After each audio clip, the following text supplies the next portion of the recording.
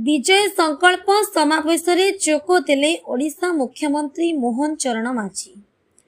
नुआपड़ा जिला को दिनिकिया गस्तर ओडिशा मुख्यमंत्री मोहन चरण माझी आसवा सह विजय संकल्प समावेश जोग देछन्ति।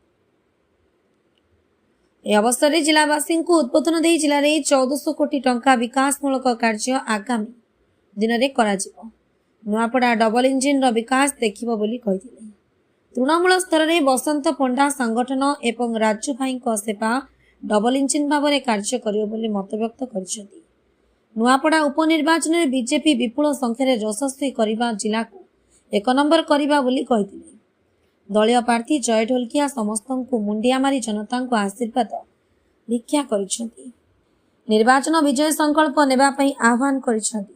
एही समावेश में जातीय प्रभारी विजयपाल सिंह तोमर, उपप्रभाती राज्य सभापति मनमोहन सामल, उपमुख्यमंत्री कनकवर्धन सिंहदेव, राजस्व मंत्री सुरेश पुजारी, पंचायतराज मंत्री रवि नारायण नायक, मंत्री नित्यानंद गंड, मंत्री मुकेश महालिंग, मंत्री रामचंद्र सिंह खुंटिया, मंत्री कृष्णचंद्र पात्र, सांसद कलाहांडी मालविका देवी, राज्यसभा सुजित कुमार, बरगढ़ सांसद प्रदीप पुरोहित अनेक विधायक जोग देथिले।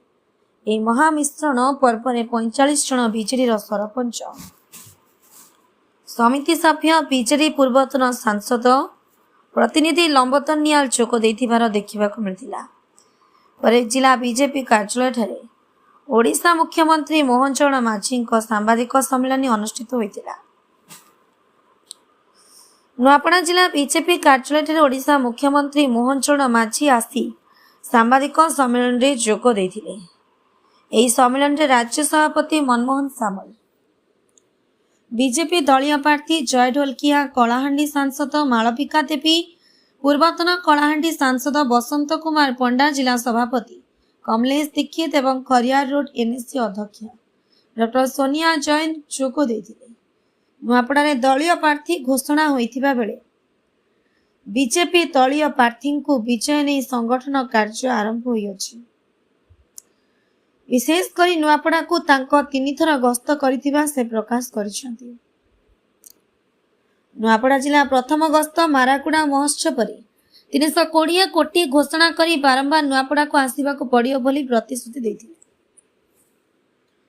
गत 6 तारिख दिन नुआपड़ा को आसी 1101 कोटी टंकार विभिन्न प्रकल्प उद्घाटन, शिलान्यास एवं घोषणा करथिले।